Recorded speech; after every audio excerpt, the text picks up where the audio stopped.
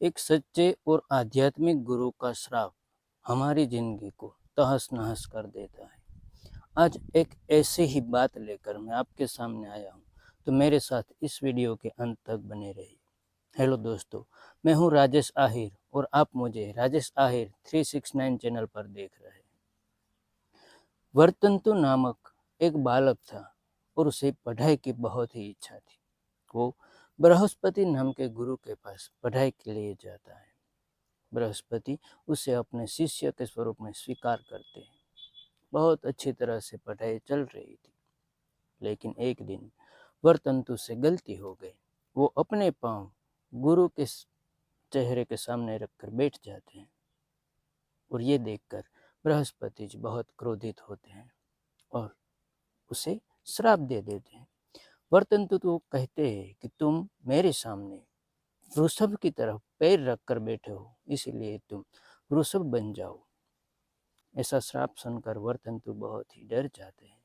उसकी गलती थी, वो गलती से ये कर बैठे थे। उसने अपने गुरु के पांव पकड़े और माफी मांगी और श्राप को वापस लेने की विनती की, लेकिन श्राप वापस नहीं लिया जा सकता।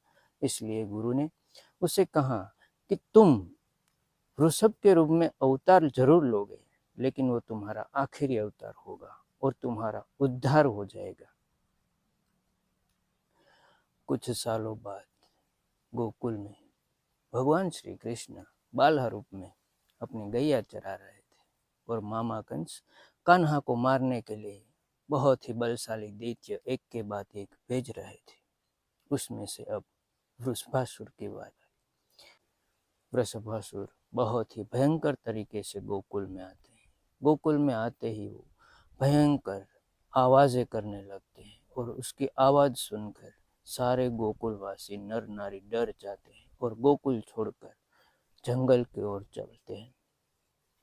आगे जाके वो कच्ची झोपड़ियों को तोड़ डालते हैं, गायों बछड़ों सबको मारते हैं और बहुत ही आतंक मचा रखता है।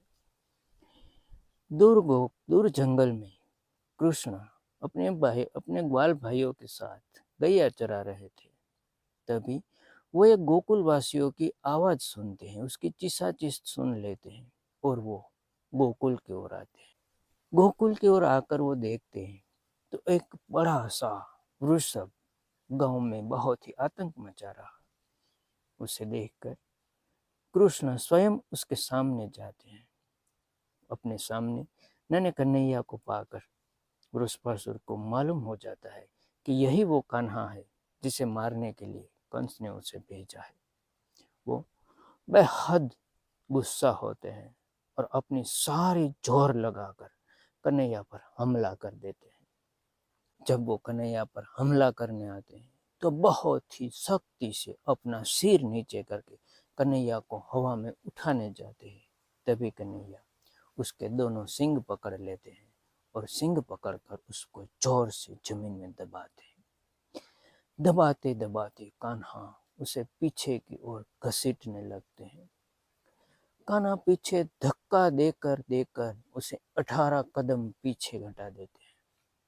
वृषभासुर अपनी जिंदगी में पहली बार इतने शक्तिशाली लोगों को सामना करते हैं।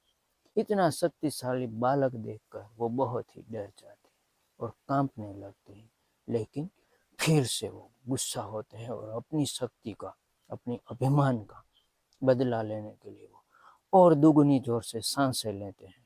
अपने पूंछ को ऊपर करके इतना जोर से घुमाते हैं कि आसमान में बादल भी उसके आसपास घूमने लगते हैं। फिर से वो अपना प्रचंड प्रयास करके कृष्ण पर हमला करता है, लेकिन इस बार कृष्ण उसके पूंछ पकड़कर ऊंचा आकाश में उड़ा देते हैं और जब वो ऊपर से नीचे गिरते हैं तब उसके प्राण चले जाते हैं। जब वृषभासुर के प्राण जाते हैं, उसकी आत्मा निकलती है, तब वो कृष्ण को प्रणाम करती है और आज वो अपने गुरु बृहस्पति द्वारा दिए गए श्राप से मुक्त होते हैं और वैकुंठ धाम जाते हैं। कृष्ण ने बाल्यकाल में ऐसे कई राक्षसों को मारा, कई दैत्यों को मारा। ये सारे दैत्यों का उद्धार हुआ, वो सब मोक्ष में चले गए।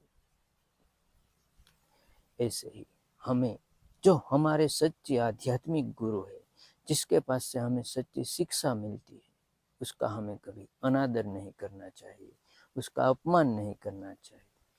उसका छोटा सा गुस्सा भी हमारी जिंदगी को और आने वाली हमारी पीढ़ियों तक बर्बाद कर देते हैं। दोस्तों, आपको ये बाल कृष्ण की बचपन की कहानी कैसी लगी मुझे कमेंट में ज़रूर बताइए, और अच्छी लगी तो लाइक करें।